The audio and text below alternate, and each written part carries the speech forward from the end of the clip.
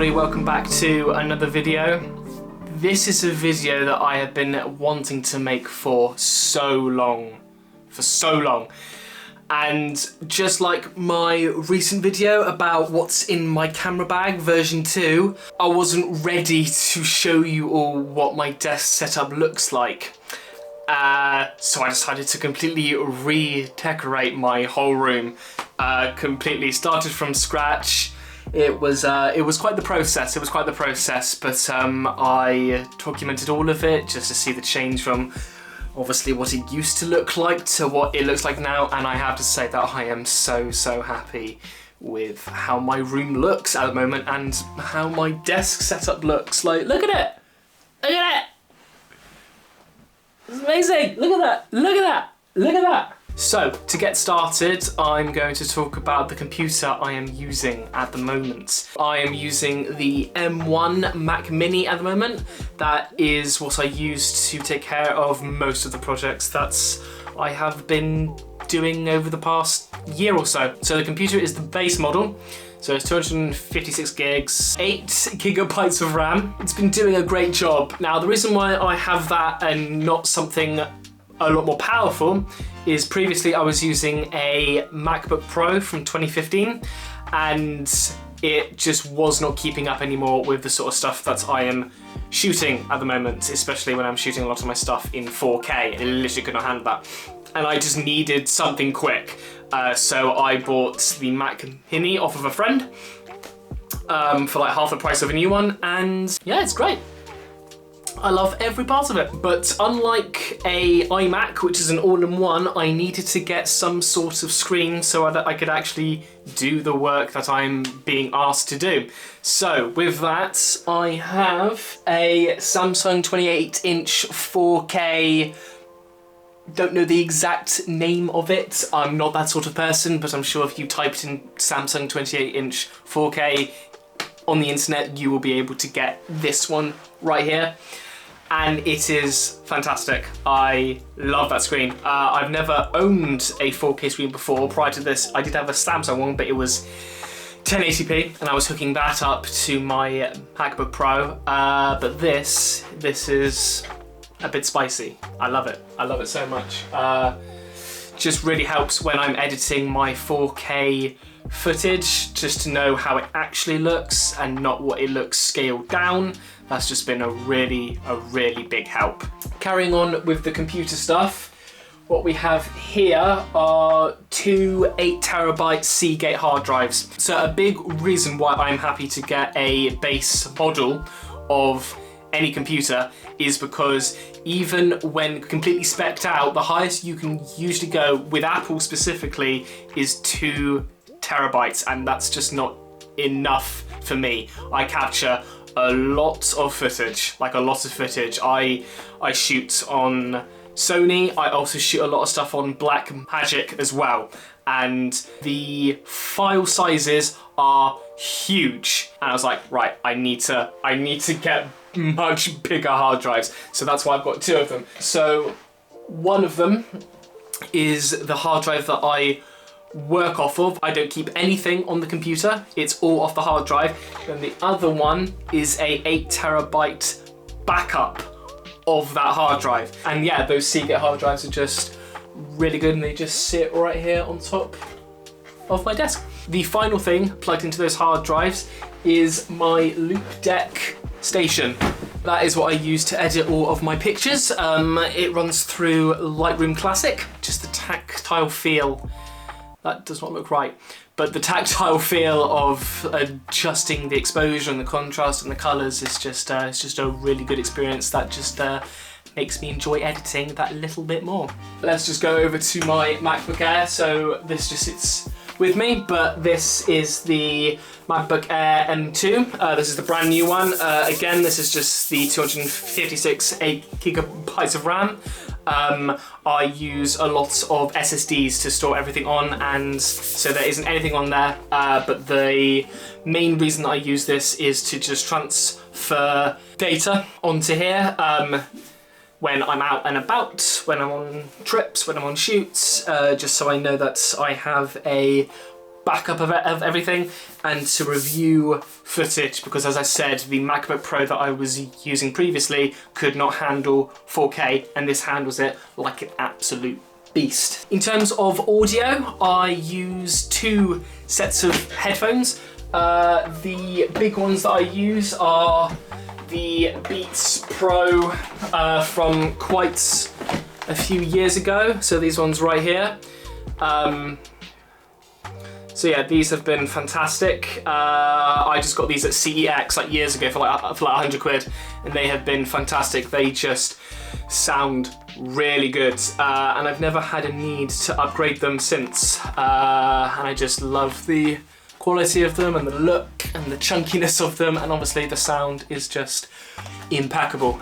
So they pretty much live up here. And the second set of headphones that I use are my trusty AirPods. So these are the AirPods Pro Gen 2 ones, with all the tracking in it.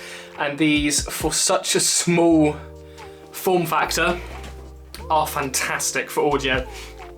I sometimes use these to edit, but sometimes the Bluetooth can get in the way and it throws off the audio and like the syncing, which is why I tend to use those ones right there, because they're just plug and play and they just go straight away. But on the odd occasion when I just want to plug these in and watch some stuff on the internet, or just listen to a bit of music while I do some work, these are pretty damn good indeed.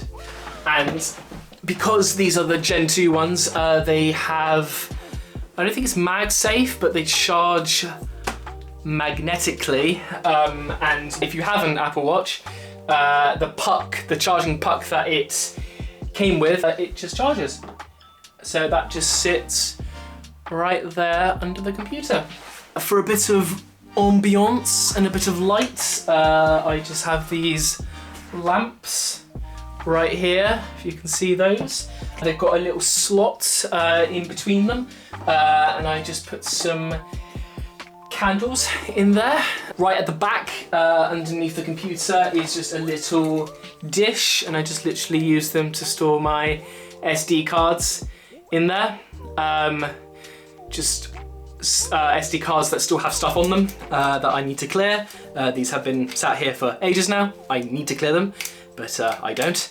But yeah, that's quite handy. And then right on the end right here is my trinkets, all my small trinkets. So I have the casing from the Pete's Pirate Life candle. Some of the little things I've got is a piece of flint and a piece of steel. This is what flint and steel looks like. This is where I got my my brand name from. Got this from Norway. And if you don't know what flint and steel actually is, you use this to create a spark. So if you clap them together, it will create a spark and will help you create a flame, which is pretty cool. But yeah, I've never actually owned a piece of like proper flint and steel, and I saw it in Norway in a shop and I was like, I need to have that. So yeah, just a little bit of background into why I'm called flint and steel. The bit is a puzzle that I've got. I've explained it a bit in my everyday carry video, but basically Peter McKinnon did a product photography shoot on this, and I was like, I need to have that because it looks so cool, and so I do. I have it now, and I take it around on me and see if people can figure out how to get it open, which is quite interesting. And then the other thing is I have my knife. Again, explain it a bit more in my everyday carry, but Civivi knife is the only one that I own, and yeah, a very handy knife to open packages and trim off threads. It's literally what I use it for. So the last little pieces that I'm gonna go over is the keyboard. So this is the keyboard that I'm using at the moment. It's the Apple one, pretty much the standard one that comes with all iMacs. I used to have an iMac before I had my Mac Mini. and this is just the spare one that I've had over. I've had quite a few of them over the years, but this slim one, which uses the lightning port to charge it instead of AA's, has been the best thing. But just kind of wish now that that was USB Type-C, which I think will be happening quite soon. Second to last thing is my mouse of choice. So right here is the MX Master 2S, and God, I am so glad I own this. Like, it has just made things so much better, so much more comfortable. Again, I used to use an iMac, and I used to use the Magic mouse that came with the iMac, and it was okay, but the whole charging situation, how this one you can actually charge it from the front and still use it, was incredible. But also just the way it fits in the hands, I just loved, and I was like, do you know what, I will give it a go. And it is the best choice I've ever made.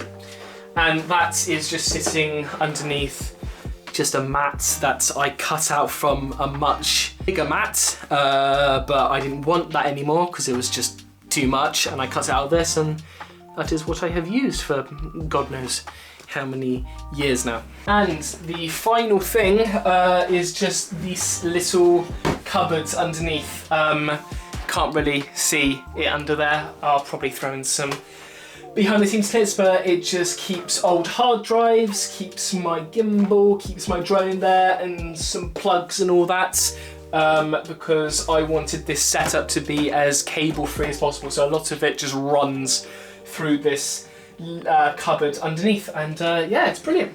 Oh, just before I forget, the actual desk itself. Not a lot to say, I made this desk. It's from an old shed. Every desk that I looked at, like from IKEA or Elm or places just like that, office places, I could not find one the correct size. That I wanted it a specific size so I could have as much space as possible. And I was like, do you know what? We are going to get a new shed. I am going to make one out of the old shed, and that is what I did. And yeah, it's brilliant.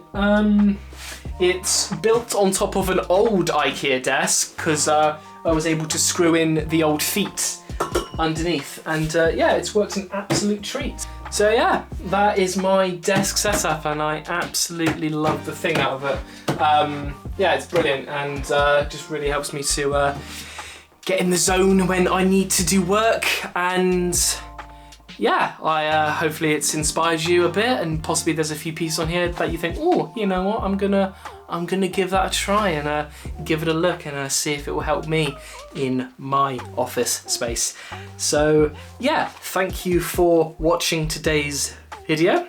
Hopefully you enjoyed it.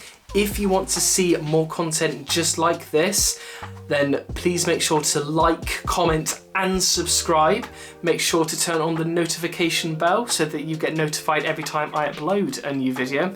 And I will see you all in the next video. Cheers, guys.